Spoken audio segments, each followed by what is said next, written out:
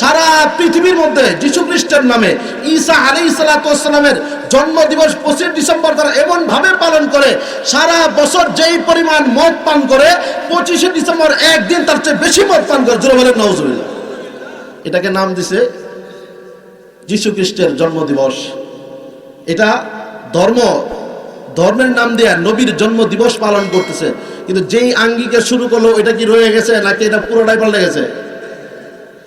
ঈসা আলাইহিস সালামকে আল্লাহ তাআলা উঠায় নেওয়ার পরে তাদের একদল গিয়ে বলতেছে যে আমরা তাদের কিতাবের মধ্যে, তাদের বইয়ের মধ্যে আছে, খ্রিস্টান মিশনারি থেকে যেই বইগুলি প্রকাশ পায়, আমি একটা বই পেয়েছিলাম, বইয়ের মধ্যে আত-তরিকু ইলাল জান্নাহ ইলা দুইল কোরআন।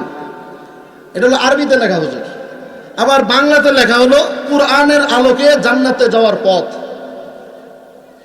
দেখেন হেডিংটা কি, হেডিংটা এমন একটা মানে আরবি লিখলো, যে কোনো মানুষ দেখার পরে বলবে যে এটা তো একজন আলেমে লিখছে, আলেম ছাড়া তো কেউ লিখে নাই। এটার অর্থ বাংলাতে কোরআনের আলোকে জান্নাতে যাওয়ার পথ। আমরা কি কোরআনের আলোকে জান্নাতে যেতে চাই না? জোরে বলেন নাকি না? আমরা প্রত্যেকেই কোরআনের আলোকে জান্নাতে যেতে পাই, কোরআনের উপর আমল করেই জান্নাতে যেতে চাই। তো আমি বইটা পাওয়ার পরে বইটা ভিতরে পড়তে শুরু করলাম। এর ভিতরে লেখা আছে যে আল্লাহ তাআলা সর্বপ্রথম মানুষ পাঠাইলেন, আদম আলাইহিস সালামকে বানাইলেন। ইয়া আদম উসকুন আনতা ওয়া যাওজুকাল জান্নাতা ওয়া কুলা মিনহা রাগাদান হাইতু শি'তুমা ওয়া লা তাকরাবা হাযিহি শাজারাতা ফাতাকুনা মিনাজ জালিমিন। প্রথম তো বানাইলেন, বানানোর পরে বিভিন্ন বস্তুর নাম শিখাইলেন, শিখানোর পরে ফেরেশতাদেরকে ডাকলেন, ডাকার পরে বলছে যে এইগুলির নাম বলো। তারা কেউ বলতে পারে না। আদম আলাইহিস সালামকে বললেন তুমি নাম বলো, তিনি প্রত্যেকটার নাম বলে দিলেন। এরপরে বললেন আমি বলেছিলাম আমি যা জানি তোমরা তা জানো না, অতএব তুমি নাম বলতে পারো নাই, আদম নাম বলতে পেরেছি, অতএব তাকে তোমরা সকলেই চিন্তা করো। জোরে বলেন সুবহানাল্লাহ। প্রত্যেকেই চিন্তা করলো, একমাত্র বাদ কে গেল? ইবলিস। ইবলিস চিন্তা করে না। যাক, ইবলিস চিন্তা না করার কারণে তার যুক্তি ছিল, সে যুক্তি দিচ্ছে, যেরকম যুক্তি আমরা এখনো দিই। একটা কথা সারা বাংলাদেশে চলতেছে, আমরা সকলেই জানি, এখন মিডিয়ার যুগ। শুধু ঢাকা শহরের মানুষ জানে তা না, প্রত্যন্ত অঞ্চলে যারা গ্রামে বসবাস করে, যারা নেট কানেকশন পায়, তারাও জানে সারা বাংলাদেশে এক শ্রেণীর মুফতিয়ানে কেরাম ফতোয়া দিচ্ছে মূর্তি আর ভাস্কর্য এক না। জোরে বলেন নাউজুবিল্লাহ। বলেন দেখি, যে ব্যক্তি যে বিষয়ে ডক্টরেট করছে তার কাছে ওই বিষয়ের জ্ঞান নিতে হবে, ঠিক কিনা বলেন? আর যে বিষয়ে যে জানে না সে যদি ফতোয়া দেয়, এটা কি ঠিক হবে?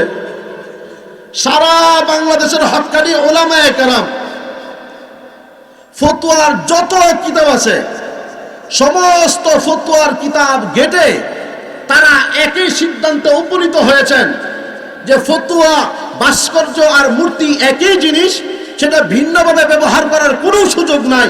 মূর্তি যেই জিনিস সেটা ভাস্কর্য একই জিনিস, ভাস্কর্য যেই জিনিস সেটা মূর্তি একই জিনিস, ঠিক কিনা বলেন? কিন্তু ওই যে সোশ্যাল মিডিয়া, আমি ফেসবুকের মধ্যে পড়াশোনা করলাম, আমি ইউটিউবের মধ্যে পড়াশোনা করলাম, করার পরে ফতোয়া দিলাম যে আলেম ওলামারা জানে না। ধরে বলেন নাউজুবিল্লাহ। একজন ফতোয়া দিচ্ছে, যুগ শ্রেষ্ঠ আলেম, উপমহাদেশের বিখ্যাত আলেম ছিলেন, হাদিস বিশারদ। আমরা আজকে বাংলাতে যে বুখারী শরীফের তরজমা আমরা পাই, বাংলাতে আমরা বুখারী শরীফ পড়তে পারি, সেটা কার কল্যাণে? এই বাংলাদেশে যিনি সর্বপ্রথম বুখারীর বঙ্গ অনুবাদ করেছিলেন তিনি হলেন শাইখুল হাদিস আজিজুল হক রহমাতুল্লাহি আলাইহি। আল্লাহ তার কবরকে জান্নাতের উঁচু মাকাম দান করে, সকলে বলে আমিন। উনার মাধ্যমে আমরা এই বাংলাদেশে বুখারী শরীফের বঙ্গ অনুবাদ আমরা পেয়েছি। তার সুযোগ্য সন্তান আল্লামা মামুনুল হক দামাত বারাকাতুহু, আল্লাহ তাআলা তাকে কথা বলার যোগ্যতা এত বেশি দান করেছেন, লেখনির যোগ্যতা এত বেশি দান করেছেন, আর ইলমে ইস্তেদাদ এত বেশি দান করেছেন। বাংলাদেশে যদি গণতে হয় কয়েকজনকে, তার মধ্যে আল্লামা মামুনুল হক একজন। ওনাকে একজন ফতোয়া দিচ্ছেন, এই মামুন, তুই তো নাউজুবিল্লাহ, আমি এই কথাটা নকল করতেছি, আমরা আজকে এত বেশি আবেগপ্রবণ হয়ে গেলাম, কোনটা হালাল কোনটা হারাম, কোনটা জায়েজ কোনটা না জায়েজ, কোনটা করা যাবে কোনটা করা যাবে না, সেই ফতোয়া কোরআন এবং হাদিস থেকে দেওয়ার অধিকার রাখে তো আমরা কি বললাম? আমি ফতোয়া দিচ্ছি, মামুন মূর্তি আর ভাস্কর্যের পার্থক্য তো তুই বুঝিস না। মূর্তি কাকে বলা হয়? যেটাকে মাটি দিয়ে বানানোর করে পূজা করার জন্য, সেটা পূজা করার পরে তারা পানির মধ্যে বিসর্জন দেওয়া হয়, বেছে দেওয়া হয়, বাঁচিয়ে দেওয়া হয়, সেটাকে বলা হয় মূর্তি। আর ভাস্কর্য বলা হয় এটা ইতিহাসকে, একটা ঐতিহ্যকে স্মরণ রাখার জন্য স্থায়ীভাবে যে জিনিসটা বানানো হয় সেটাকে বলা হয় ভাস্কর্য। মূর্তি আর ভাস্কর্য এক জিনিস হতে পারে না, অথচ কুরআন এবং হাদিস বলে দেয় মূর্তি যেই জিনিস, ভাস্কর্য একই জিনিস। এই ফতোয়া কে দিবে বলেন দেখি? আরো জোরে বলেন, কে দিবে? যারা ইংলিশে ঢাকা ইউনিভার্সিটি থেকে অনার্স করতে সে দিবে, যারা বুয়েট থেকে যারা ইঞ্জিনিয়ার হয়েছে সে দিবে, ঢাকা মেডিকেল থেকে যে ডক্টরেট করেছে সে দিবে। বরং কুরআন এবং হাদিসের উপরে যারা ডক্টরেট করেছে, কুরআন এবং হাদিসের উপরে যারা যোগ্যতা অর্জন করেছে, একমাত্র ফতোয়া দেওয়ার অধিকার রাখে তারাই, অন্য কেউ দেওয়ার অধিকার রাখে না। ঠিক কিনা বলেন? কেননা আল্লাহ রাসূল সাল্লাল্লাহু আলাইহি ওয়াসাল্লাম কুরআন এবং হাদিস কাদের কাছে রেখে গেলেন? আল উলামা ওয়ারাসাতুল আম্বিয়া। বাবা দুনিয়ায় থাকা অবস্থা ছেলেকে দেয় না, টাকা পয়সা দেয় না, জমিও দেয় না, কয় সব আমার হাতে থাকবে। বাবা সব আটকায় রাখতে পারে, কিন্তু বাবা যখন মারা যায়, মারা যাওয়ার পর যেই সন্তানকে বাবা গালি দিয়েছে, যেই সন্তানকে প্রহার করেছে, যেই সন্তানকে বঞ্চিত করেছে জীবিত অবস্থায়, কিন্তু বাবা যখন ইন্তেকাল হয়ে যায় অটোমেটিকলি ওই সম্পদের মালিক ওই সন্তান হয় কিনা বলেন? আল্লাহ রাসূল সাল্লাল্লাহু আলাইহি ওয়াসাল্লাম বলেন, আমি স্বর্ণ রেখে যাই নাই, রূপা রেখে যাই নাই, হীরা জওহর রেখে যাই নাই। আল উলামা ওয়ারাসাতুল আম্বিয়া। উলামায়ে কেরাম হচ্ছে নবীর ওয়ারিস। কিসের ওয়ারিস? সেটা হলো ইলমের ওয়ারিস। জোরে বলেন সুবহানাল্লাহ। আল্লাহ রাসূল সাল্লাল্লাহু আলাইহি ওয়াসাল্লাম বিদায় হজের ভাষণে 100 লক্ষ সাহাবীর সামনে কুরআন এবং হাদিসের ব্যাখ্যা সহকারে সব কিছু পৌঁছায় দিলেন। দেওয়ার পরে তিনি বললেন, আমি কি তোমাদের কাছে আল্লাহর পক্ষ থেকে যা আদিষ্ট হয়েছি সব কিছুই পৌঁছাইতে পেরেছি? 100 লক্ষ সাহাবী সমবাক্যে উচ্চারণ করলো, ইয়া রাসূলুল্লাহ, আপনি পরিপূর্ণভাবে পৌঁছে দিয়েছেন। আল্লাহ রাসূল আল্লাহকে সাক্ষ্য দিয়ে বলছিল, আল্লাহুম্মা শাহাদ, আল্লাহুম্মা শাহাদ, আল্লাহুম্মা শাহাদ। হে আল্লাহ, তুমি সাক্ষী থাকো, তুমি সাক্ষী থাকো, আমি তোমার সেই বান্দারা বলেছে আমি যা আদিষ্ট হয়েছি সবগুলি পৌঁছে দিয়েছি। তোরা বলেন সুবহানাল্লাহ। 100 লক্ষ সাহাবী আল্লাহ রাসূল সাল্লাল্লাহু আলাইহি ওয়াসাল্লামের আমানত কুরআন এবং হাদিসকে ধারণ করার পর আজকে মক্কা মদিনায় যদি খোঁজ করা হয় 10,000 সাহাবীর কবর মক্কা মদিনায় পাওয়া যায় না। তারা কোথায় গেল? সাহাবায়ে কেরাম তো ইসলাম গ্রহণ করার জন্য এখান থেকে যায় নাই, সেটা আমেরিকা থেকে আসে নাই, সেটা মক্কা মদিনার আশেপাশেই তো ছিল তারা। তাহলে এত গয়ন সাহাবী, 100 লক্ষ সাহাবীর ভিতরে মাত্র 8-10,000 সাহাবীর কবর মক্কা মদিনায় পাওয়া যায়। আর 1,15,000 সাহাবীর কবর কোথায়? যারা চীনের মধ্যে সাহাবীর কবর পাওয়া যায়, আমেরিকাতে সাহাবীর কবর পাওয়া যায়, বাংলাদেশের ওই পাশেও সাহাবীদের আগমন ছিল, সেই সিরিয়ার মধ্যে সাহাবীর কবর পাওয়া যায়, মিশরে সাহাবীর কবর পাওয়া যায়। তারা ছড়িয়ে পড়েছিলেন কেন? আল্লাহ রাসূল একটা কথাই বলেছিলেন, বাল্লিগু আন্নী ওয়ালাউ আয়া, আমার পক্ষ থেকে একটা বাক্যও যদি জেনে থাকো, বিদায় হজের মধ্যে আমি তোমাদের কাছে আমানত হিসেবে কুরআনুল কারীম রেখে গেলাম, হাদিস রেখে গেলাম। যেই সমস্ত উম্মতেরা আমার সেই পয়গাম শুনতে পায় নাই তাদের কাছে তোমরা পৌঁছায় দাও। সাহাবায়ে কেরাম চলে গেলেন, আটলান্টিক মহাসাগরের পর্যন্ত চলে আসছেন দিনকে প্রচার করার জন্য, এই আমানতকে মানুষের কাছে পৌঁছে দেওয়ার জন্য, কুরআনকে মানুষের কাছে পৌঁছে দেওয়ার জন্য, হাদিসকে মানুষের কাছে পৌঁছে দেওয়ার জন্য জায়গায় জায়গায় খেয়ে না খেয়ে সারা পৃথিবীর মধ্যে ছড়িয়ে পড়েছেন আল্লাহর দ্বীনকে বিজয় করার জন্য, আল্লাহ রাসূলের আমানতকে পৌঁছে দেওয়ার জন্য। এই সাহাবায়ে কেরাম, তারপরে সাহাবায়ে কেরাম তাবেঈনদের কাছে সেই আমানত পৌঁছে দিয়েছেন, তাবেঈনরা তাবেঈনদের কাছে আমানত পৌঁছে দিয়েছেন। এই ধারাবাহিকতায় বর্তমানে উলামায়ে কেরাম যারা রয়েছেন, আল উলামাউ ওয়ারাসাতুল আম্বিয়া, উলামায়ে কেরাম হচ্ছে নবীর ওয়ারিস, সেই কুরআনের ওয়ারিস, হাদিসের ওয়ারিস, সিয়াসিত্তার ওয়ারিস, নবীর প্রত্যেকটা আদর্শের ওয়ারিস। এই উলামায়ে কেরাম তো ফতোয়া দিবে, ঠিক কিনা বলেন? ঢাকা ভার্সিটিতে পড়া নিষেধ না, জগন্নাথ বিশ্ববিদ্যালয়ে পড়া নিষেধ না, বুয়েটে পড়া নিষেধ না, মেডিকেলে পড়া নিষেধ না। আর দুনিয়া চলার জন্য ডাক্তারের প্রয়োজন আছে না নাই বলেন? যদি ইঞ্জিনিয়ার যদি না থাকে বিল্ডিং কে বানাবে? বিল্ডিং এর প্ল্যান কে দিবে? এগুলোতে ইঞ্জিনিয়ার কাছ থেকে আনতে হবে। ডক্টর যদি না থাকে আমার চিকিৎসা কে করবে?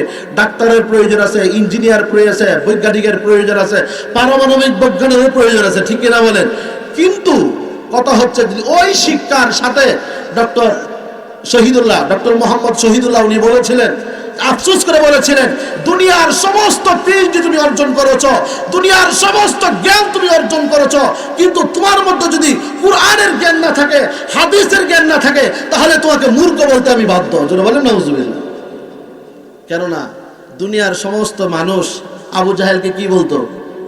আন্নাসু কানাহু আবা জাহলিন, আন্নাসু কানাহু আবা হাকাবিন, ওয়াল্লাহু কানাহু আবা জাহলিন। দুনিয়ার মানুষ তাকে জ্ঞানীর বাবা বলতো। আবু জাহেলকে জ্ঞানীর বাবা উপাধি দিয়েছিল সমাজের মানুষ। কিন্তু ইসলাম ধর্ম গ্রহণ না করার কারণকে, কুরআনকে না বুঝার কারণকে, রাসূলের ইত্তেবা না করার কারণে, এক তাওহীদের স্বীকার না করার কারণে আল্লাহ রাব্বুল আলামিনের পক্ষ থেকে তার স্বীকৃতি চলে আসছে, তার উপাধি চলে আসছে। তুমি এখন জ্ঞানীর পিতা হতে পারো না, বরং তুমি মূর্খের পিতা। জোরে বলেন নাউজুবিল্লাহ। আমি আজকে ওই যে বুয়েটের একজন শিক্ষক হামিদুর রহমান, প্রফেসর হামিদুর রহমান, উনি দেখেন পড়াশোনা করেছেন বুয়েটে, ইঞ্জিনিয়ার, ওনার ছাত্রের অভাব নাই। কিন্তু হাফিজি হুজুর রহমতুল্লাহি আলাই যুগ শ্রেষ্ঠ ওলি ছিলেন। তার সংস্রবে যখন একজন বুয়েটের একজন শিক্ষক যখন গেলেন, তার সংস্রবে যাওয়ার কারণে, কিছুদিন থাকার কারণে, আর তার চেহারার মধ্যে, তার আমলের মধ্যে, তার লিবাসের মধ্যে এত পরিবর্তন চলে আসছে, এখন উলামায়ে কেরাম পর্যন্ত প্রফেসর হামিদুর রহমানের কাছে যায়। জোরে বলেন সুবহানাল্লাহ। জ্বলন্ত প্রমাণ। দুইটা শিক্ষা যদি পাশাপাশি চলে আসে, দুইটা শিক্ষা, একটা হলো কোরআনী শিক্ষা, আর হলো জাগতিক শিক্ষা, দুইটা শিক্ষা যখন একত্রিত চলে আসে তখন নূর চমকায়। জোরে বলেন সুবহানাল্লাহ। নূর চমকায়। আর যদি জাগতিক শিক্ষায় শিক্ষিত হওয়ার পরে যদি কোরআনের শিক্ষা শিক্ষিত না হতে পারে, তাহলে ডক্টর জাফরুল্লাহর মতো নাস্তিক হইতে হবে, তা শামসুর রহমানের মতো নাস্তিক হইতে হবে, হুমায়ুন আজাদের মতো নাস্তিক হইতে হবে, ঠিক কিনা বলেন? তখন তাদের কাছেই তো মসজিদ থেকে, মিজান থেকে যখন আজানের আওয়াজ আসবে, তখনই তারাই বলবে বেশ্যার আওয়াজের মতো শোনা যায়। জোরে বলেন নাউজুবিল্লাহ।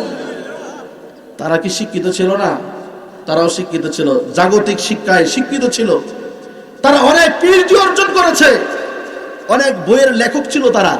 তারপরেও তারা ইসলামকে নিয়ে তারা এভাবে কটাক্ষ করার কারণ হচ্ছে কোরআন থেকে তারা দূরে ছিল, হাদিস থেকে দূরে ছিল, উলামায়ে কেরাম থেকে দূরে ছিল, যার কারণে তাদের ভিতরে কোরআনের জ্ঞান আসে নাই, হাদিসের জ্ঞান আসে নাই, মূর্খই রয়ে গেল। যার কারণে আজান তাদের কাছে ভালো লাগবে না, পর্দা তাদের কাছে ভালো লাগে না। এখন বর্তমানে আমি অনেকে বলতে পারি যে সমালোচনা না, যেটা জাতীয় পর্যায়ে এটা সমাজের মধ্যে প্রচার করা আমাদের দায়িত্ব, ঠিক কিনা বলেন? জাতীয় পর্যায়ে যেগুলি অপরাধ হয় সেটা ওপেন মানুষের কাছে জানায় দেওয়া উচিত, নাহলে মিসআন্ডারস্ট্যান্ডিং হতে পারে। একজনের তথ্য শোনার পরে আপনারা বিরূপ প্রতিক্রিয়া তৈরি হতে পারে, এই জন্য জানানোর প্রয়োজন। ডক্টর জাফরুল্লাহ বর্তমানে একজন আছে, উনি কি বলে, ওনার একটা বক্তব্য আপনাদেরকে শোনায় দেয়। উনি বলতেছে যে ওই যে মাদ্রাসার মধ্যে, মহিলা মাদ্রাসার মধ্যে যে বুরকা টুরকা পরে, এগুলো স্বাস্থ্যসম্মত না। জোরে বলেন নাউজুবিল্লাহ। আর জোরে, আরো জোরে বলেন নাউজুবিল্লাহ। এটা স্বাস্থ্যসম্মত না। আমার মা বুরকা পরে, এটা স্বাস্থ্যসম্মত না। আমার স্ত্রী বুরকা পরে, এটা স্বাস্থ্যসম্মত না। আমার বোন বুরকা পরে, স্বাস্থ্যসম্মত না। আর তুমি কত বড় পিএইচডি অর্জন করেছো, তুমি কত বড় জ্ঞানী হয়েছো, মহান জ্ঞানীর জ্ঞানী যিনি আল্লাহ তাআলা, তিনি তোমার, সেটা স্বাস্থ্যসম্মতই শুধু না, বরং সমাজের মধ্যে সুশৃঙ্খলভাবে থাকার জন্য এটা উপযুক্ত, এর চেয়ে সুন্দর কোনো বিধান হতে পারে না। জোরে বলেন সুবহানাল্লাহ। আর তোমার কথা শুনবো না, আল্লাহর কথা শুনবো? আর জোরে বলেন কার কথা শুনবো? وقرن في بيوتكن ولا تبرجن تبرج الجاهلية الأولى। তোমরা জাহিলিয়া যুগের মতো তোমরা বেপরোয়া হইয়া, বেহায়া হইয়া, উলঙ্গ হইয়া, বিবস্ত্র হইয়া, পর্দাহীন রাস্তায় তোমরা বের হয় না। এটা কার কথা? আল্লাহর কথা শুনবো না জাফরুল্লাহর কথা শুনবো? জাফরুল্লাহর কথা শুনতে গেলে যাইতে হবে যুদ্ধকে, আর আল্লাহর কথা শুনতে গেলে কোথায় যাব?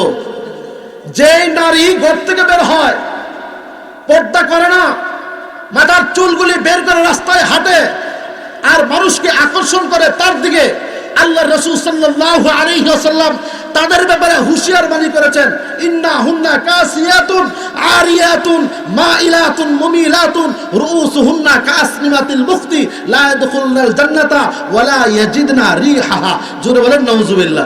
বলছে যেই সমস্ত মহিলারা বেহায়ার মতো বের হয়, উলঙ্গ অবস্থায় বের হয়, অর্ধনঙ্গ বের হয়, মাথার চুলগুলো উঠের মতো করে বের হয় আর মানুষের আকৃষ্ট করে, নিজেও আকৃষ্ট হয়, তাদের ব্যাপারে বলা হলো তারা তো জান্নাতে যাবেও না, জান্নাতের ঘ্রাণও পাবে না। জোরে বলেন নাউজুবিল্লাহ। আল্লাহ কয়, আল্লাহর রাসূল কয় তারা জান্নাতেও যাবে না, জান্নাতের কি পাবে না? ঘ্রাণও পাবে না। অথচ জান্নাত থেকে 500 বছর দূরে যদি কোনো ব্যক্তি অবস্থান করে জান্নাতের ঘ্রাণ পাবে। চিন্তা, জোরে বলেন না সুবহানাল্লাহ। জান্নাত থেকে 500 বছর দূরে যদি কেউ অবস্থান করে ওখান থেকে জান্নাতের ঘ্রাণ পাবে। কিন্তু এই বৈশিষ্ট্যওয়ালা মহিলা ডক্টর জাফরুল্লাহর কথা শুনে যারা বেহায়ার মতো উলঙ্গ অবস্থায়, বেপরদা অবস্থায় রাস্তায় বের হবে, তাদের টিকিট আল্লাহ রাসূল দেন নাই, জান্নাত তো যাবে না, জান্নাতের ঘ্রাণও পাবে না। আর এই সমস্ত বুদ্ধিজীবীদের কথা শুনলে জান্নাতে যাবে না জাহান্নামে যাবে? আমরা তথাকথিত বুদ্ধিজীবীদের কথা শুনতে চাই না, বরং আমরা শুনতে চাই কোরআন এবং হাদিস থেকে আমাদেরকে যেই দিক নির্দেশনা দেওয়া হবে, কোরআন এবং হাদিস থেকে যে মেডিসিন দেওয়া হবে, কোরআন এবং হাদিস থেকে প্রেসক্রিপশন করা হবে, ওই প্রেসক্রিপশন অনুপাতে আমাদের ট্রিটমেন্ট করতে হবে। ঠিক কিনা বলেন? বরং যারা যেই বিষয়ে বিশেষজ্ঞ তার কাছে যেতে হবে, অন্য কারোর কাছে যাওয়া যাবে। আমি যে আয়াতে কারিমা তেলাওয়াত করেছি ওই দিকে যাই না, ভিন্ন কথা আলোচনা করতেছি। সামাজিকভাবে আমরা এই অপরাধে অনেকেই জড়িয়ে পড়েছি। আমরা মনে করি গ্রামে থেকে আমরা অপরাধ করি না। গ্রামের মানুষ আলহামদুলিল্লাহ অনেকেই মধ্যে আমল আখলাক আলহামদুলিল্লাহ ভালো আছে। অনেকে আমরা এমন অপরাধ করি নিজেরাও জানি না এটা অপরাধ, না জানার কারণে অনেক সময় আমল করতে পারি না। আমরা নিজেও জানি সেটা গুনাহ করতেছি, আমি নিজেও জানি সেটা অপরাধ করতেছি, অথচ আমার দ্বারা এবেল অপরাধ হইতেছে। আল্লাহ রাব্বুল আলামিন বলেন, ইন্না আরাদনাল আমানাতা আলাস সামাওয়াতি ওয়াল আরদি ওয়াল জিবাল فأبين أن يحملنها وأشفقنا منها وحملها الإنسان إنه كان ظلوما جهولا। আল্লাহ রাব্বুল আলামিন বলেন, আমি আমানতকে পাহাড়ের উপরে, আসমানের উপরে, জমিনের উপরে রাখলাম, আরজ পেশ করলাম, আসমান তুমি আমানতের বোঝা তুমি বহন করো। আমি পাহাড়ের উপরে রাখলাম, আমানতের বোঝা তুমি বহন করো। জমিনের উপরে রাখলাম, আমানতের বোঝা তুমি বহন করো। জমিন অস্বীকার করলো, পাহাড় অস্বীকার করলো, আসমান অস্বীকার করলো। আমানতের বোঝা এত বড় বোঝা, আমানতের বোঝা আমি বহন করতে পারবো না। আসমান অস্বীকার করলো, বহন করতে পারবো না। জমিন অস্বীকার করলো, বহন করতে পারবো না। পাহাড় অস্বীকার করলো, বহন করতে পারবো না। অবশেষে মানুষের কাছে যখন আমানতের বোঝা যখন আল্লাহ রাব্বুল আলামিন পেশ করলেন, মানুষ সেটা সাদরে গ্রহণ করেছে। যারা বলেন সুবহানাল্লাহ। আল্লাহ বলেন মানুষ বড় মূর্খ, জালেম। আমানতের বোঝা কত বড় বোঝা সেটা যদি জানতো তাহলে সেটা বহন করতো না। পাহাড় এত শক্তিশালী হওয়ার পরেও আমানতের বোঝা বহন করে নাই। চাঁদ আকাশ এত বড় শক্তিশালী হওয়ার পরে সেটা গ্রহণ করে নাই। জমিন সেটা গ্রহণ করে নাই। মানুষ সেটা নির্বিঘ্নে নির্ভয়ে সেটা গ্রহণ করেছে। আল্লাহ বলে মানুষ বড় জালেম, মানুষ বড় অজ্ঞ মূর্খ, জানে না সে আমানতের বোঝা কত বড় জিনিস, সেটা বহন করতে তার জন্য কত কষ্ট হবে সেটা বোঝে না, গ্রহণ করছে। রাইসুল মুফাসসিরিন আব্দুল্লাহ ইবনে আব্বাস রাদিয়াল্লাহু তাআলা আনহু, তিনি তাফসীরে কুরতুবীর মধ্যে আসছে যে উনি আমানতের বোঝা কি, মেরকাতের মধ্যে আছে, মেশকাতের সরা মেরকাতের মধ্যে এটা আসছে যে আমানতটা কি ছিল। আমরা সামাজিকভাবে আমানত বুঝি, ভাই লোকটা আমানতদার না, বলি না? বলি কিনা? কখন বলি? কিছু টাকা যদি রাখে, ওনার কাছে টাকা রাখলাম 500 টাকা 1000 টাকা, ভাই এটা টাকা আপনার কাছে, এটা আমানত, আমার যখন সময় হবে আপনার কাছে নিব, 1 মাস পরে বা 15 দিন পরে যাই, ভাই টাকাটা আমাকে ফেরত দেন। বলছে ভাই টাকাটা তো খরচ করে ফেলছি। এরকম হয় কিনা বলেন? তখন আমরা কি বলি? লোকটা আমানতদার না। হ্যাঁ, অবশ্যই সেটা খেয়ানত, আমানতদার না, এটা সত্য কথা। কিন্তু আমানতের সংজ্ঞা এত ছোট নয়। আমানত একটা ব্যাপক অর্থ বহন করে, আমানত একটা ব্যাপক অর্থ বহন করে। আমরা ছোট করে সেটা আমানত দেখা যায় না। এখন কথা হলো, আল্লাহ রাব্বুল আলামিন মানুষের সামনে যে আমানত পেশ করেছিলেন, সেই আমানতটা কি ছিল? সেটা কি টাকা ছিল? সেটা কি স্বর্ণ ছিল? সেটা কি কোনো বস্তু ছিল? না, টাকা পয়সা স্বর্ণ বস্তু ছিল না, বরং মানুষের সামনে যে আল্লাহ তাআলা যে আমানত রেখেছিলেন সেই আমানতটা ছিল যে তোমাদেরকে আমি একটা স্বাধীন জীবন দান করব, তোমাদেরকে স্বাধীন জীবন দান করব। জীবন দেওয়ার পরে আমি রাস্তা বলে দিব, এটা হলো ডান দিকের রাস্তা, সিরাতুল মুস্তাকিমের রাস্তা, আর এটা হলো জাহান্নামের রাস্তা। এখন তুমি ইচ্ছা করলে চুরিও করতে পারো, ইচ্ছা করলে মসজিদে যেতে পারো, ইচ্ছা করলে ডাকাতিও করতে পারো, ইচ্ছা করলে কোরআন তেলাওয়াত করতে পারো, ইচ্ছা করলে ব্যভিচার করতে পারো, আর ইচ্ছা করলে সমাজ কল্যাণমূলক মানুষের কাজ করতে পারো। এই এখতিয়ার আল্লাহ তাআলা মানুষকে দিয়ে দিয়েছে। জোরে বলেন সুবহানাল্লাহ। রাস্তা বলে দিচ্ছে দুইটা, একটা হলো ডান দিকের রাস্তা, এই ডান দিকের রাস্তার ভিতরে নামাজ, রোজা, হজ, যাকাত, মানুষের সাথে ভালো ব্যবহার করা, ভালো কথা বলা, আমানতের খেয়ানত না করা, ওয়াদা খেলাফি না করা, এগুলো সব ডান পথের রাস্তা। আর বাম পথের রাস্তার মধ্যে সুদ, ঘুষ, জুয়া, মিথ্যা কথা, পরশ্রীকাতরতা, এরপরে নামাজ না পড়া, রোজা না রাখা, হজ না করা, যাকাত না দেওয়া, মানুষকে গালি দেওয়া, মানুষের মাথার মধ্যে আঘাত করা, এগুলো বাম পথের রাস্তা। আর ডান পথের রাস্তা অতিক্রম করার পরে চির সুন্দর জায়গা, মানুষের চিরস্থায়ী বাসস্থান, সেটা হলো জান্নাতে চলে যাবে। আর বাম পথের রাস্তা ওইগুলি অতিক্রম করার পরে সে সরাসরি জাহান্নামে চলে যাবে। বলেন তো দেখি, আমরা একটা কথা বলি যে আল্লাহর হুকুম ছাড়া গাছের পাতাও লড়ে না, বলি না? আর জোরে বলেন, আল্লাহর হুকুম ছাড়া গাছের পাতাও লড়ে না।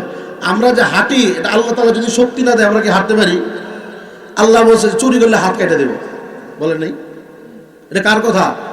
as-sariqu was-sariqatu faqta'u aydiyahuma jazaa'an bima kasaba nakalan min Allah। এখানে আল্লাহ তাআলার কথা, যদি চোর এবং চুরনি চুরি করার অপরাধে তার হাত কেটে দাও, এটা কার কথা?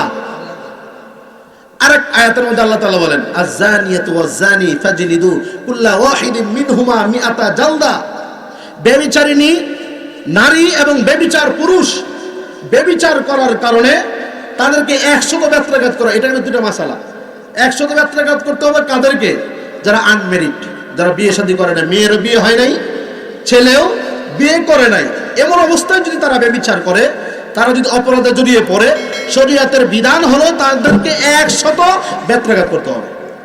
আর যদি ছেলে মেয়ে উভয় যদি মেরিড পারসন হয়, বিবাহিতা হয় বা বিবাহিত হয় ছেলে মেয়ে, আর তারা যদি সেই অপরাধে জড়িয়ে পড়ে, শরীয়তের বিধান হলো তাদেরকে সঙ্গে সার করতে হবে, তাদেরকে পাথর মেরে হত্যা করতে হবে। জোরে বলেন নাউজুবিল্লাহ। এটা কার বিধান? আর জোরে বলেন। যে সময় চুরি করতে যায়, মানুষের বাড়িতে শীত কাটতে যায়, মানুষের বের কাটতে যায়, দরজা কাটতে যায়, আল্লাহ কি দেখে না? আর জোরে বলেন। আল্লাহ কি পারতেন না তার চলন ক্ষমতা বন্ধ করে দিতে? কি পারতেন কিনা বলেন? কেন করেন নাই? ব্যভিচার যখন করতে যায়, আল্লাহ কি পারতেন না ওই ব্যক্তির চলন ক্ষমতা বন্ধ করে দিতে? হাঁটার কোনো ক্ষমতা থাকতে পারতো না, এরকম পারতেন কিনা বলেন? কেন করেন নাই? চোর গে চুরি করছে নির্বিঘ্নে, ডাকা থেকে ডাকাতি করছে নির্ভয়ে, ব্যভিচার পুরুষ গে ব্যভিচার করছে নির্ভয়ে। আল্লাহ তাআলা তাদেরকে বারণ করেন নাই, নিষেধ করেন নাই। কেন নিষেধ করেন নাই? ইন্না আরাদনাল আমানা আলাস সামাওয়াতি ওয়াল আরদ, যে আয়াতে কারিমা তেলাওয়াত করেছি আপনাদের সামনে, মানুষের সামনে আমানত হিসেবে স্বাধীন একটা জীবন দান করেছেন। ইচ্ছা করলে তুমি চুরিও করতে পারো, ইচ্ছা করলে ব্যভিচার করতে পারো, আমি বিচার করব না, বলে দিলাম। চুরি করলে হাত কাটা যাবে, আখিরাতে শাস্তি পেতে হবে। যদি ব্যভিচার করো সঙ্গে সার করতে হবে, নতুবা 100 বেত্রাঘাত করতে হবে, পরকালে শাস্তি ভোগ করতে হবে, আমি বলে দিলাম। কিন্তু যেও না, তারপরে তুমি যদি যাও আমি নিষেধ করবো না, ঠিক কিনা বলেন? এই জন্য আমি হাঁটতে পারি না, প্যারালাইসিস হয়ে যায়। তাহলে যে বেটা ব্যভিচার করতে যায় ওই বেটার প্যারালাইজ হয় না কেন? আবার বলছে ওই কাজ করার পরে আল্লাহ বলছে আবার বেত্রাঘাত করতে, ওই কাজ করার পরে আল্লাহ বলছে ওদেরকে পাথর মেরে ফেলতে, ওই কাজ করার পরে আল্লাহ তাআলা বলছে হাত কেটে দিতে। আল্লাহ তাআলা বলেন হাত কাটতে, তাদেরকে বেত্রাঘাত করতে, কিন্তু আল্লাহ তো আগেই পারতেন তাদেরকে চলন ক্ষমতা বন্ধ করে দিতে। কিন্তু সেটা কেন করেন নাই? না করার কারণ হচ্ছে আল্লাহ তাআলা আপনার জন্য আমার জন্য স্বাধীন একটা জীবন দান করেছেন। ইচ্ছা করলে তুমি ডান পথে যেতে পারো, ইচ্ছা করলে তুমি বাম পথে যেতে পারো। ডান পথ অতিক্রম করার পরে তোমার জন্য রয়েছে জান্নাত, আর বাম পথ অতিক্রম করার পরে তোমার জন্য রয়েছে জাহান্নাম। মাথা থেকে নিয়ে পা পর্যন্ত 3.5 হাত বডি, প্রত্যেকটা অঙ্গই আল্লাহ তাআলা আমাদের কাছে আমানত রাখছেন। জোরে বলেন সুবহানাল্লাহ। প্রত্যেকটা জিনিসই আমানত। এই জন্য যারা সুসাইড করে, আত্মহত্যা যারা করে, আত্মহত্যা মহাপাপ বলি। মহাপাপ মানে কি? আত্মহত্যা যিনি করবে তিনি জাহান্নামে যাবে। আত্মহত্যা যিনি করবে তিনি জাহান্নামে যাবে। আজকে দুনিয়ার মধ্যে কষ্ট করি, আমরা মনে করি দুনিয়ার কষ্ট থেকে একদম পরিত্রাণ পাইছি। আসলে পরিত্রাণ পায় নাই, বরং মহা বিপদের সম্মুখীন হয়েছে। দুনিয়ার সাময়িক কষ্টকে আমি বরদাস্ত করতে পারি নাই, কিন্তু চিরস্থায়ী কষ্টকে আমি আলিঙ্গন করে নিলাম। আমি সাময়িক কষ্ট আমি বরদাস্ত করতে পারি নাই, কিন্তু আজীবনের জন্য, অনন্তকালের জন্য কষ্ট আমি ধারণ করলাম। কেন? যখন কেউ বিষ পান করে মারা যায়, তার শাস্তি হবে, আবার বিষ পান করবে, আবার মারা যাবে, আবার বিষ পান করবে, আবার মারা যাবে। এটা কিয়ামত পর্যন্ত চলতেই থাকবে। যারা বলেন নাউজুবিল্লাহ। কিন্তু গলার মধ্যে কেউ রশি দিয়ে মারা যায়, রশি দিয়ে মারা যাবে, আবার যেতে হবে, আবার রশি দিয়ে মারা যাবে, তার শাস্তি কিয়ামত পর্যন্ত চলতেই থাকবে। তারপরে শাস্তি আল্লাহ তাআলা তাকে জাহান্নামে দিবেন। 3.5 হাত বডি আল্লাহ তাআলা আপনাকে আমাকে আমানত দিয়েছেন। এই আমানতকে খেয়ানত করা যাবে না। এই জন্য তো জবান দিয়ে যা খুশি তা বলা যাবে না, হাত দিয়ে যা খুশি ধরা যাবে না, যে কোনো জায়গায় পা দিয়ে চলে যাওয়া যাবে না, যে কোনো জিনিস চিন্তা করা যাবে না, যে কোনো জিনিস চোখ দিয়ে দেখা যাবে না। ঠিক কিনা বলেন? আল্লাহ তাআলা চোখের জন্য নিষেধ করছেন, কুল্লিল মুমিনিনা ইয়াগুদ্দুনা মিন আবসারিহিন্না ওয়া ইয়াহফাযুনা ফুরুজাহুন্না। চোখের দৃষ্টি নিম্নগামী করার কথা কে বলছেন? আরো জোরে বলেন, কে বলছেন? পুরুষদেরকে বলছেন, নারীদেরকে বলছেন। পুরুষদেরকে বলছেন তোমার চোখের দৃষ্টি নিম্নগামী করো, লজ্জাস্থানকে হেফাজত করো। নারীদেরকে বলছেন তোমার চোখের দৃষ্টি নিম্নগামী করো, লজ্জাস্থানকে তুমি হেফাজত করো। এটা কার কথা? আল্লাহ তাআলার কথা। তার মানে চোখ দিয়া যা খুশি তা দেখা যাবে না। ইয়ালামু খাইনাতাল আয়ুনি ওয়া মা তুখফিস সুদূর। আমার চোখে যা কিছু দেখি না কেন, আমার দিলের মধ্যে যা কল্পনা আসে না কেন, সব কিছু আল্লাহ তাআলা জানেন। কে জানেন? এই জন্য চোখের খেয়ানত করা যাবে না, আর জবান দিয়ে যা খুশি তা বলা যাবে না। মা ইয়ালফিযু মিন কওলিন ইল্লা লাদাইহি রাকিবুন আতীদ। আমার জবান দিয়ে একটা কথা বের হয়, যে কোনো কথা বের হয়, প্রত্যেকটা কথাই রেকর্ড হয়। জোরে বলেন সুবহানাল্লাহ। রেকর্ড কে করে? এই যে এখন আলোচনা করতেছে, আমারও সহকারে রেকর্ড হইতেছে। আমি এখন আলোচনা করতেছি, আমাকে সহ, আমার বডি সহ, আমার চেহারা সহ, আমার প্রত্যেকটা কথা এখন রেকর্ড হচ্ছে। ইচ্ছা করলে আপনি 6 মাস পরে, 6 বছর পরে আমার এই প্রত্যেকটা কথা ওখানে শোনা যাবে। ঠিক কিনা বলেন? এই নর্মাল একটা মানুষ, আটলান্টিক মহাসাগরের মধ্যে পানির কোনো তুলনা নাই। ওখান থেকে 1 ফোঁটা পানি যদি আল্লাহ তাআলা সারা পৃথিবীর সমস্ত মানুষকে জ্ঞান হিসেবে দান করেছেন, আর সমস্ত পানি আল্লাহ তাআলার জ্ঞানের মধ্যে রয়ে গেছে। যিনি বলেন সুবহানাল্লাহ। এই নর্মাল জ্ঞান নিয়ে যদি এরকম আবিষ্কার করতে পারে, একটা রেকর্ড করে যদি 5 বছর পরে, 10 বছর পরে, 15 বছর, 20 বছর পরে যদি কেউ শুনতে পারে, তা আল্লাহ রাব্বুল আলামিন রেকর্ড করার ক্ষমতা আছে না নাই? জোরে বলেন। আগে আখিরাত বুঝতে কঠিন ছিল, আগে কোরআন হাদিস থেকে ইয়াকিন ছিল, আখিরাত বুঝতে কি কঠিন ছিল। কিন্তু এখন প্রযুক্তির কল্যাণে আখিরাত বোঝা আমাদের জন্য সহজ হয়ে গেছে অনেকটা। ঠিক কিনা বলেন? যে বলা হয় যে কাল কিয়ামতের ময়দানে আমি কোন জায়গায় কি অপরাধ করেছি, আমি কোন জায়গায় কোন কথা বলেছি, আমার প্রত্যেকটা কথায় রেকর্ড হয় ভিডিও সহকারে। কাল কিয়ামতের দিন ফেরেশতারা আল্লাহ রাব্বুল আলামিন অনুমতি ক্রমে আমাদের সামনে এগুলি পেশ করা হবে। লা ইউগাদিরু সাগীরাতাও ওয়ালা কাবীরাতান ইল্লা আহসাহা। কাফেররা আফসোস করে বলবে, হ্যাঁ এটা কেমন আমলনামা, এটা কেমন ভিডিও ক্লিপ, এটা কেমন ভিডিও চিত্র, এটা কেমন মনিটর, যেটার মধ্যে ছোট গুনাহ করেছি, বড় গুনাহ করেছি, সবগুলি লিপিবদ্ধ করা হয়েছে। একটা গুনাহ বাদ যাবে না, একটা গুনাহ বাদ যাবে না। প্রত্যেকটা গুনাহই লিপিবদ্ধ করা হয়, প্রত্যেকটা গুনাহই রেকর্ড করা হয়। আজকে আখিরাত বোঝা আমাদের জন্য এখন সহজ হয়ে গেছে। আল্লাহ রাব্বুল আলামিন আমাদের ডানে বামে কিরামান কাতিবিনা ইয়ালামুনা মা তাফআলুন। কিরামান কাতিবিন, সম্মানিত ফেরেশতাকে নিযুক্ত করে রেখেছেন, তাদের কোনো ঘুম নাই। অফিস আদালতের মধ্যে সিসি ক্যামেরা ফিট করে না, দেখছেন না? অনেকে মনে দেখেন নাই, সিসি ক্যামেরা দেখেন নাই? সিসি ক্যামেরা ফিট করে রাখে। অফিসে যদি লোক নাও থাকে, এগুলো রেকর্ড হয়। আমি কোন জায়গায় কয়টা বাজে ওই লোকটা ওই অফিসের মধ্যে আসছে বা ওই অফিসের গেটের মধ্যে আসছে, এগুলি রেকর্ড হয়।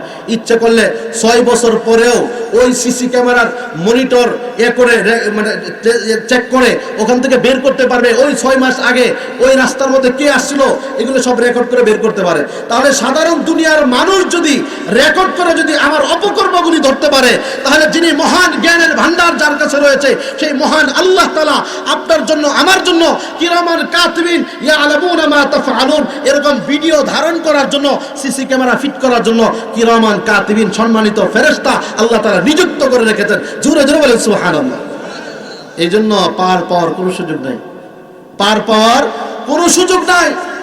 গভীর জঙ্গলের ভিতরে তুমি অপরাধ করো না কেন, আল্লাহ রাব্বুল আলামিন দেখেন, মা তাসকুতু মিন ওয়ারাকাতিন ইল্লা ইয়ালামুহা ওয়ালা হাববাতিন ফি যুলুমাতিল আরদি ওয়ালা রাতবিন ওয়ালা ইয়াবিসিন ইল্লা ফি কিতাবিম মুবিন। আল্লাহ তাআলার কথা হলো, গভীর জঙ্গলের ভিতরে যদি একটা গাছের পাতা ছোট থেকে ছোট, আদনা থেকে আদনা একটা পাতা যদি গাছ থেকে পড়ে, আমরা অনেক সময় দেখতেও পাই না। আল্লাহ রাব্বুল আলামিন শুধু দেখেনই না, ওই পাতার কতটুকু আওয়াজ হয় সেই আওয়াজ পর্যন্ত আল্লাহ তাআলা রেকর্ড করেন। জোরে বলেন সুবহানাল্লাহ। শুধু তাই না, আমার ওই জমিনের মধ্যে আমি আলুর বীজ রোপণ করেছি, জমিনের মধ্যে বাদাম রোপণ করেছি, তারপর আমি খোঁজ খবর জানি না ওখানে কি হইতেছে, আলু পচে গেল না কি হলো আমি খবর জানি না। আমার কাজ হলো মাটি নিয়ে শুধু দাফন করে দেওয়া। দাফন করে দেওয়ার পর দেখা গেছে আল্লাহ রাব্বুল আলামিন বলে, আমি ওটার ভিতরে কি কাজ হইতেছে এটা আমি মনিটরিং করি, কতটুকু বড় হলো সেটা আমি মনিটরিং করি, কোন গাছটা পচে গেল সেটা আমি মনিটরিং করি। আমি আল্লাহ রাব্বুল আলামিন পানির নিচে কি হয়, সমুদ্রের নিচে কি হয়, এটা আমি আল্লাহ তাআলা পর্যবেক্ষণ করে। জোরে বলেন সুবহানাল্লাহ। এই জন্য বলা হলো, তুমি যদি গুনাহ করতে চাও, অপরাধ করতে চাও, এমন জায়গায় চলে যাও যেখানে পৃথিবীর কেউ দেখে না। বলে তো দেখি আল্লাহর চক্ষুকে ফাঁকি দিয়ে অপরাধ করার সুযোগ আছে? পীর সাহেবের ওই যে দেওয়ানবাগে এক পীর সাহেব মারা গেছে, শুনছেন না? আর যদি বলেন, মান সালিমাল মুসলিমুনা মিন লিসানিহি ওয়া ইয়াদিহি, আল মুসলিমু মান সালিমাল মুসলিমুনা মিন লিসানিহি ওয়া ইয়াদিহি। আল্লাহ তাআলা জবান দিয়েছেন কথা বলার জন্য, জবান দিয়েছেন কোরআন তেলাওয়াত করার জন্য, জবান দিয়েছেন ভালো কথা বলার জন্য, জবান দিয়েছেন কোরআন হাদিসের কথা বলার জন্য, জবান দিয়েছেন মানুষের কল্যাণের কথা বলার জন্য, জবান দিয়েছেন মানুষকে গালি দেওয়ার জন্য না। ঠিক কিনা বলেন? জবান তো আল্লাহ দিয়েছেন, কিন্তু এই জবান যা ইচ্ছা যেভাবে ইচ্ছা ব্যবহার করতেছি, অথচ মানুষকে গালি দেওয়া। হাদিসের মধ্যে আছে, সিবাবুল মুসলিমি ফুসুকুন ওয়া কিতালুহু কুফরুন। মুসলমানকে গালি দেওয়া হলো ফাসিক, আর মুসলমানকে হত্যা করা হলো কুফরি। ওয়া মান ইয়াকতুল মুমিনান মুতাআম্মিদান ফাজাযাউহু জাহান্নামু খালিদান ফিহা ওয়া গাদিবাল্লাহু আলাইহি ওয়া লা'নাহু ওয়া আ'আদ্দা লাহু আযাবান আযীমা। আল্লাহ রাব্বুল আলামিন জানায় দিলেন, কোন মুসলমান যদি ইচ্ছাকৃতভাবে বেআইনিভাবে যদি হত্যা করে, তাহলে ওই ব্যক্তির ঠিকানা জাহান্নাম করে দিল। জোরে বলেন নাউজুবিল্লাহ। কোথায় মুসলমানকে আমরা মেরে ফেলি। এই জন্য জবানের আল্লাহ তাআলা জবান দিয়েছে অত বড় নিয়ামত। যারা কথা বলতে পারে না, বোবা, যারা বাক প্রতিবন্ধী, তারাই শুধু বুঝতে পারে যে কথা না বলার কি কষ্ট। কারা কথা বলতে পারে না, মনের ভাব প্রকাশ করতে পারে না, হা হা করতেছে কিন্তু মনের ভাব প্রকাশ করতে পারে না। অনেক জিনিস চাই বলতে কিন্তু বলতে পারে না, মানুষকে অনেক জিনিস বুঝাতে চাই বুঝাতে পারে না। কিন্তু আল্লাহ তাআলা আপনাকে আমাকে কত সুন্দরভাবে কথা বলার যোগ্যতা দান করেছেন, কত সুন্দরভাবে কথা বলার উপস্থাপন করার যোগ্যতা দান করেছেন। কিন্তু আমি সেই সঠিকভাবে উপস্থাপন না করে যদি সেই জবানকে যদি অপব্যবহার করি, ইয়ালামু খাইনাতাল আয়ুন ইয়ালামু মা ইয়ালফিজু মিন কওলিন ইল্লা লাদাইহি রাকিবুন আতীদ। আমার মুখ থেকে যেই কথাটাই বের হয় না কেন, প্রত্যেকটা কথায় রেকর্ড করেন কে? এই রেকর্ড করে রাখতেছেন। কাল কিয়ামতের দিন এই জবানের হেফাজত বিচার কে নেবেন? আল্লাহ নেবেন। আজকে দুইটা আমল দিয়ে যাবো ইনশাআল্লাহ। আমরা যদি ইনশাআল্লাহ জবানের হেফাজত করি, আল্লাহ রাসূল সাল্লাল্লাহু আলাইহি ওয়াসাল্লাম কি বলে শুনে, মান ইয়াদমাননি ক্বালা রাসূলুল্লাহ সাল্লাল্লাহু আলাইহি ওয়াসাল্লাম মান ইয়াদমানলি মা বাইনা লাহইহি ওয়া মা বাইনা রিজলাইহি আদমান লাহুল জান্নাহ। আল্লাহ রাসূল সাল্লাল্লাহু আলাইহি ওয়াসাল্লাম বলেন, তোমরা যদি দুইটা জিনিসের অঙ্গীকার আমার সাথে করতে পারো, দুইটা জিনিসের অঙ্গীকার যদি তোমরা করতে পারো, এক নম্বর হলো তোমার জবানের হেফাজত তুমি করবে, দুই নম্বর হলো তোমার লজ্জাস্থানের হেফাজত করবে।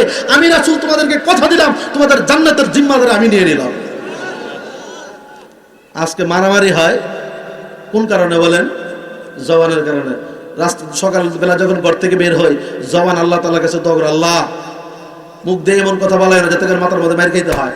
অন্য অন্য অঙ্গ প্রত্যঙ্গ হাতে দোয়া করে, পায়ে দোয়া করে, মাথায় দোয়া করে যে আল্লাহ জবানটা তুমি আগে কন্ট্রোল করো।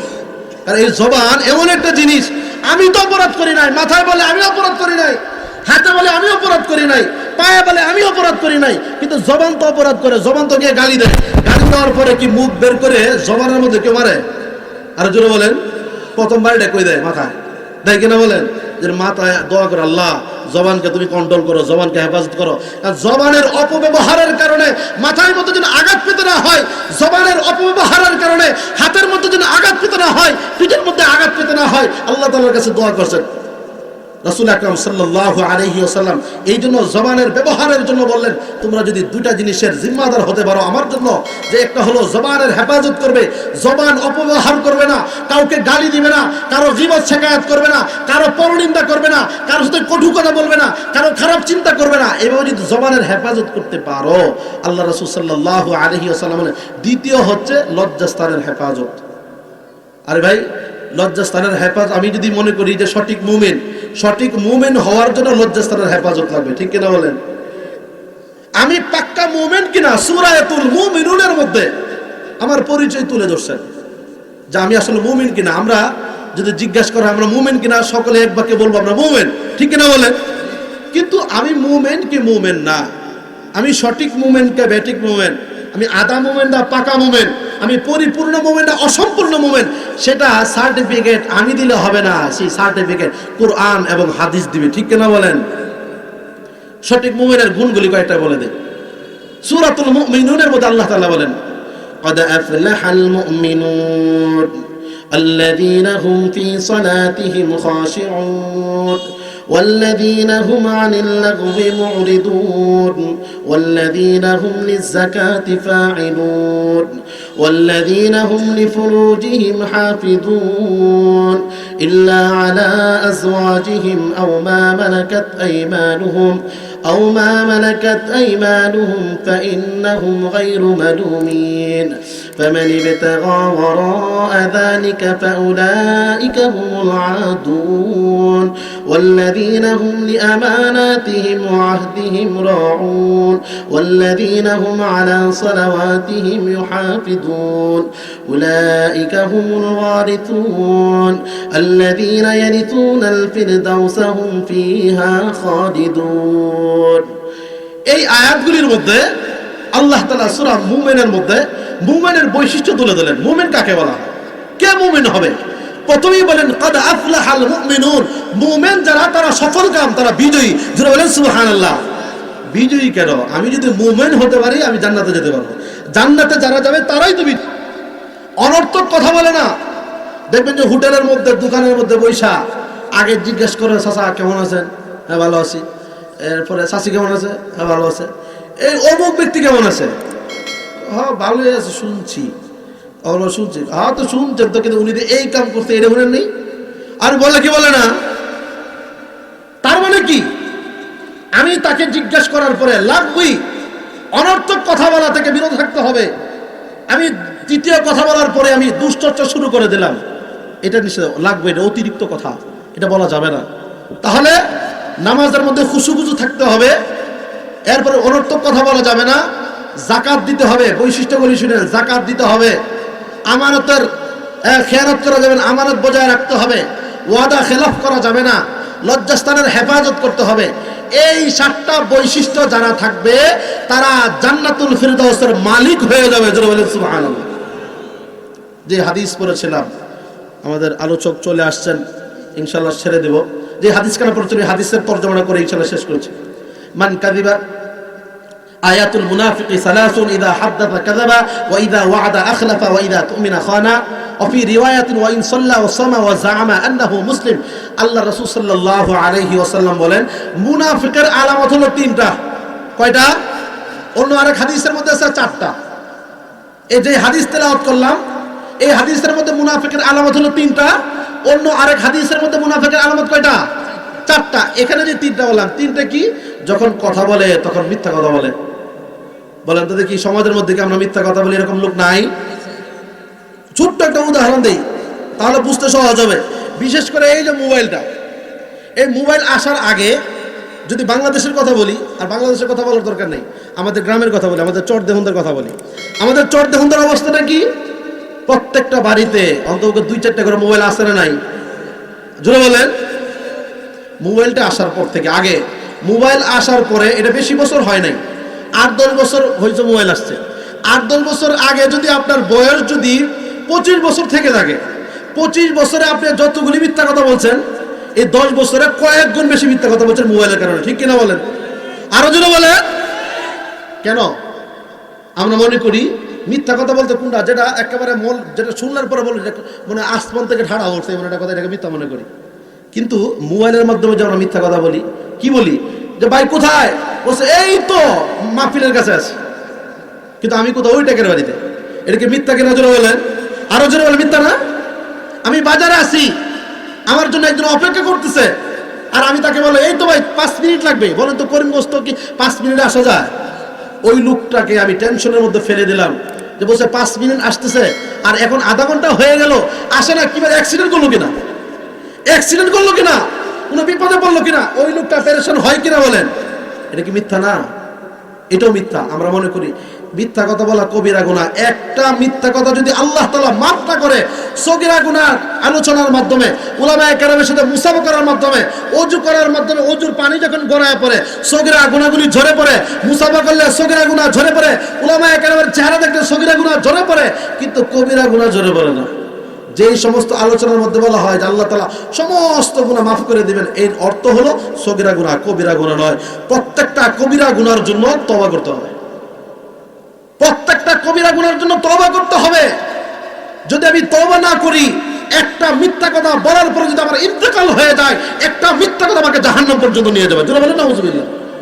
অথচ ছোট বিষয় আমি বলতেছি, আমি না বললেও পারতাম।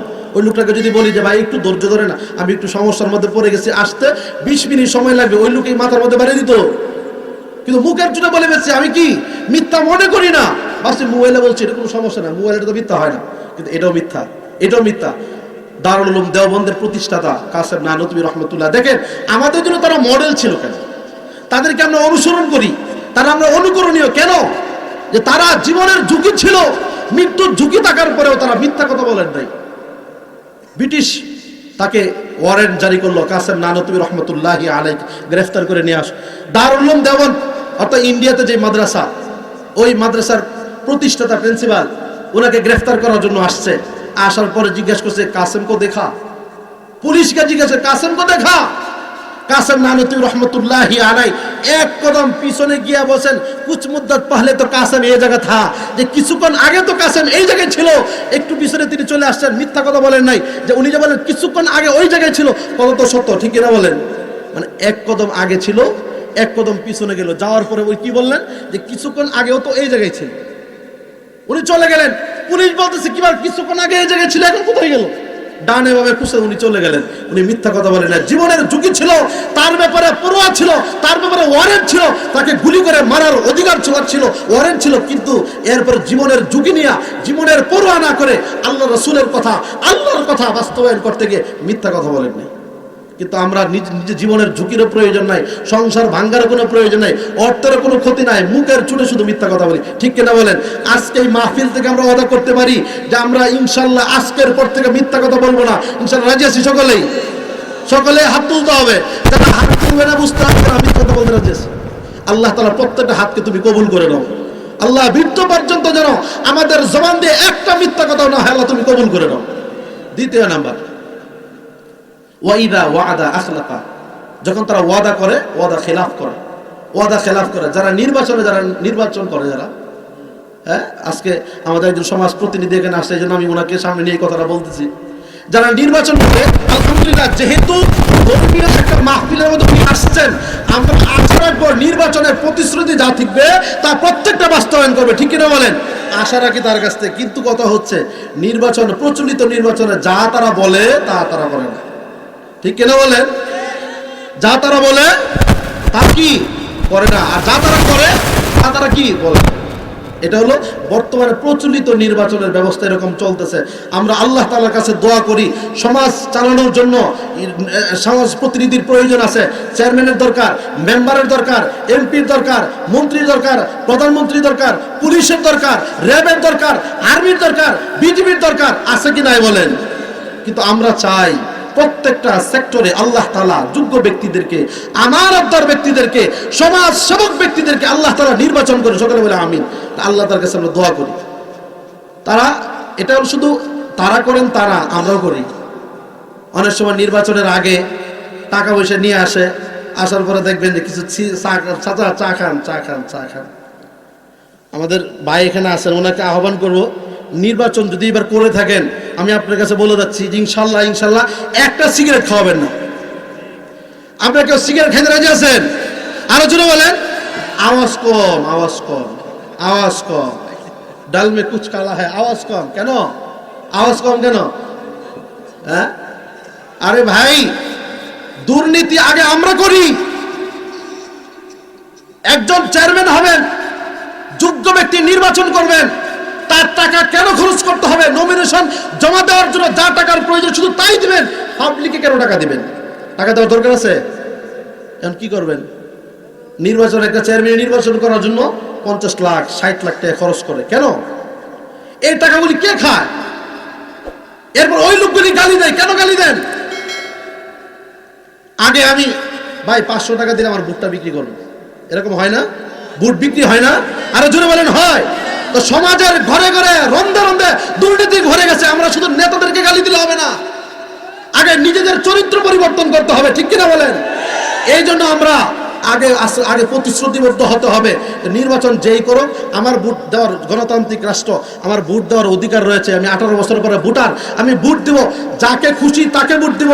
শুধু তা না, নির্বাচিত ব্যক্তি যাকে ভোট দিতে চায় সে আমানতদার কিনা, প্রতিশ্রুতি বাস্তবায়ন করবে কিনা, জনকল্যাণে কাজ করবে কিনা, এমন দেখে ভোট দিব, টাকা খেয়ে নয়। আজকে টাকার কারণে যোগ্য ব্যক্তিরা নির্বাচিত হতে পারে না, ঠিক কিনা বলেন? এই জন্য আমার সিগারেট খাওয়া বন্ধ করতে হবে, আমার চা খাওয়া বন্ধ করতে হবে, রাতের অন্ধকারে টাকা নেওয়া বন্ধ করতে হবে, আমার বুট বিক্রি বন্ধ করতে হবে। আমি ব্যক্তিগতভাবে যদি আমি দুর্নীতি বন্ধ করতে পারি, তাহলে এই সমাজের যিনি চেয়ারম্যান হবে তিনি মনে মনে ভাববেন আমার নির্বাচন করতে আমার 1 লাখ টাকা খরচ হয় নাই, নির্বাচন করতে 10 লাখ টাকা খরচ হয় নাই। অতএব নির্বাচনের পরে ত্রাণ হিসেবে যা আসবে, বাজেট যা আসবে, এটা খাওয়ার কোনো প্রয়োজন নাই, রাস্তার মধ্যে লাগাই, ঠিক কিনা বলেন? রাস্তার মধ্যে কিভাবে করবে? নির্বাচন করার আগে 1 কোটি টাকা খরচ করে, এই টাকা করতে আনে, আনার পরে জমি বিক্রি করে, বাবার পেনশনের টাকা আনে, নিজের অ্যাসেট যা ছিল সব বিক্রি করে। আমার আত্মীয়, আমার খালাতো ভাই লাগে, আজকে জায়গায় জায়গায় গুড় করতেছে। আমার খালাতো ভাই হয়, আমার চাচার এই কি বলে জওয়াসের ছেলে সুতার পাড়ার, উনি নির্বাচন করে জায়গায় জায়গায় গুড় করতেছে। 2-3 বার নির্বাচন করে, হুজুর বাপের যা ছিল চিনে নিতে না, আজহার ভাই চিনে যা ছিল, সুলাককে একটা বাসা ছিল বিক্রি করে দিল, জমি জমা যা ছিল বিক্রি করে দিল, বাবার পেনশনের টাকা সব শেষ করলো, এখন রাস্তায় গুড় করতেছে। নির্বাচিত হতেও পারে নাই, কারণ টার্গেট তো ছিল যা খরচ করি পরে এগুলি উসল সুদে আসলে সব উঠে যাবে, এরকম টার্গেট ছিল। কিন্তু আল্লাহ তাআলা তার আশা পূরণ করে নাই। এই জন্য আমাদের সতর্ক থাকতে হবে যে যারা প্রতিনিধি হিসেবে আসবে আমাদের খেদমতের জন্য, লোকটা আমানতদার কিনা, লোকটা ইনসাফদার কিনা, দুঃখী মানুষের পাশে দাঁড়ায় কিনা, নির্বাচনের আগে পরে আমাদের খোঁজখবর রাখে কিনা, ওই ব্যক্তিকে আমরা নির্বাচিত করি, এটাও কিন্তু আমানত। আমার ভোটটা শুধু আমরা মনে করি টাকা দেওয়া আমানত না, আমার ভোট এটা একটা আমানত। কারণ আমার একটা ভোটের কারণে ওই লোকটা যদি নির্বাচিত হয়, তারপর যদি চাল চুরি গম চুরি করে, এটার খেসারত আমাকে দিতে হবে, ঠিক কিনা বলেন? এই জন্য আমাদের উনি যিনি আসছেন হানিফ ভাই, আলহামদুলিল্লাহ, উনি আমাদের ওই ফজলুস স্যার, সবাই চিনি, ফজলুস স্যারের মেয়ের জামাই, ওনার মেয়ে আমার সাথে পড়াশোনা করতে। আলহামদুলিল্লাহ স্যারকেও তো জানি, ওনাকেও জানছি আমি, যদি ওইভাবে না, উনাকে যদি আপনারা মনে করেন নির্বাচনের এখানে উনি ওই নির্বাচিত হওয়ার জন্য বা নির্বাচনের প্রোগ্রাম করার জন্য এখানে আসেন নাই, উনি আসছেন দাওয়াত দিছে, উনি ইসলামী একটা মাহফিলে আসছেন, আপনাদের মতো সাধারণ মানুষ হিসেবে আলোচনা শোনার জন্য আসছেন। উনি যদি এরকম যোগ্য হয়ে থাকেন, ভালো মানুষ হয়ে থাকেন, অবশ্যই তাকে আমরা দিতে দ্বিধাবোধ করবো না, ঠিক কিনা বলেন? কিন্তু তার আগে আমরা চা খাওয়া বন্ধ করতে হবে। আমরা ইনশাল্লাহ চা খাবো না, আমরা সিগারেট খাবো না, বিড়ি খাবো না, টাকার বিনিময়ে ভোট বিক্রি করবো না, ঠিক কিনা বলেন? আল্লাহ রাব্বুল আলামিন আপনাকে ওই লাস্টে যে কথা বলছিলাম, আমানতের খেয়ানত না করা। 3য় নাম্বার হলো ওয়াদা খেলাফি না করা। আল্লাহ রাসূল সাল্লাল্লাহু আলাইহি ওয়াসাল্লাম ওয়াদা খেলাফি না করা, একটা জিনিস ওয়াদা করার পরে সেটা ভঙ্গ না করা। যারা নির্বাচিত, যারা প্রতিনিধি থাকে, তারা ওয়াদা করে আমি যদি নির্বাচিত হতে পারি এই করব সেই করব। আমি একজন এক প্রার্থীর ব্যাপারে শুনছিলাম, ওনাকে একদিনের প্রস্তাব রাখছিলাম যে আপনি তো নির্বাচনের আগে বলেছিলেন আপনি যদি নির্বাচিত হতে পারেন তাহলে বুকের রক্ত দিয়ে গৈসা ওই 2-3 গ্রামের কি বিভেদ যারা আছে হুজুর এটা মিটাই দিবেন। ওনার নির্বাচনী বক্তব্য ছিল এরকম। নির্বাচনের পরে আমি ওনাকে বলেছিলাম যে ওই রক্ত দিয়ে মিটানোর প্রয়োজন নাই, আমি আপনাকে বলছি ভাই ওই ওই ওই কাজটা করে দেন। উনি বলছে আজহার তুমি তো নতুন মানুষ বুঝবা না, তুমি তো ইয়ং মানুষ বুঝবা না। কিন্তু আমরা 18 বছর হয়ে গেছে তো নাকি, বুঝি আমরা কি বলতে চাই, কি করতে চাই, কে কি করতে গেলে আমরা সব বুঝি। এই জন্য আমরা যোগ্য ব্যক্তিকে ভোট দেব, আমানত হিসেবে আমার ভোট আমি দেব, যিনি যোগ্য, যিনি সৎ, যিনি নিষ্ঠবান তাকেই দিব, ওয়াদা খেলাফি না করা।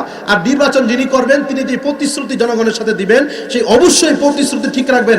যদি রাখতে না পারেন এই হাদিসের আলোকে আল্লাহ রাসূল বলেন তিনি হলো মুনাফিক। কি বলেন? মুনাফিক। মিথ্যা কথা বললে আমাদের মুনাফিকের একটা আলামত আমাদের মধ্যে চলে আসবে। আমানতের খেয়ানত, যত জায়গায় ভোট দিলে আর আমানতের খেয়ানত যদি করি আমি মুনাফিকের লিস্টের মধ্যে আমার নাম চলে যাবে। আমি যদি প্রতিশ্রুতি, এক রিওয়ায়াতের মধ্যে আসছে ওয়াইন সাল্লা ওয়া সামা ওয়া জামা আন্নাহু মুসলিম, ওই ব্যক্তি নামাজ যদিও পড়ে, নির্বাচিত যারা নির্বাচন যারা করে বা প্রার্থী যারা থাকে বা যারা ভোটার যারা তারা কি নামাজ পড়ে না? আমরা যারা মিথ্যা কথা বলি আমরা কি নামাজ পড়ি না? এই কথাই বলছে। যদিও সে নামাজ পড়ে, রমজান ছাড়া 5 ওয়াক্ত নামাজ পড়ে আর রমজানের রোজা যদিও সে রাখে, আর ও জামা আন্নাহু মুসলিম, আর যদিও সে নিজেকে মুসলমান দাবি করে, আল্লাহ রাসূল বলেন তারপরে সে কি? মুনাফিক। কি বলেন? মুনাফিক। এই কথা বলেই শেষ করতেছি। হ্যাঁ, ইন্নাল মুনাফিকিনা ফিদ দারকিল আসফালি মিনান নার, যে আল্লাহ রাব্বুল আলামিন মুনাফিকের শাস্তি, কাফেরকে যে শাস্তি দেওয়া হবে তার চেয়েও সর্বনিকৃষ্ট নিম্নমানের শাস্তি যাকে দেওয়া হবে সেটা হলো মুনাফিক। আল্লাহ রাব্বুল আলামিন আপনাকে আমাকে মুনাফিকি চরিত্র থেকে আমানতের খেয়ানত না করে এবং পরিপূর্ণ মুমিন হয়ে কবরে যাওয়ার তৌফিক দান করে। সকলে বলে আমিন। ওয়া আখিরু দাওয়ানা আলহামদুলিল্লাহি রাব্বিল আলামিন। হুজুরের পরবর্তী ওয়াজ আসিতেছে আমাদের ইউটিউব চ্যানেলে, তাই সাবস্ক্রাইব করে সাথেই থাকুন।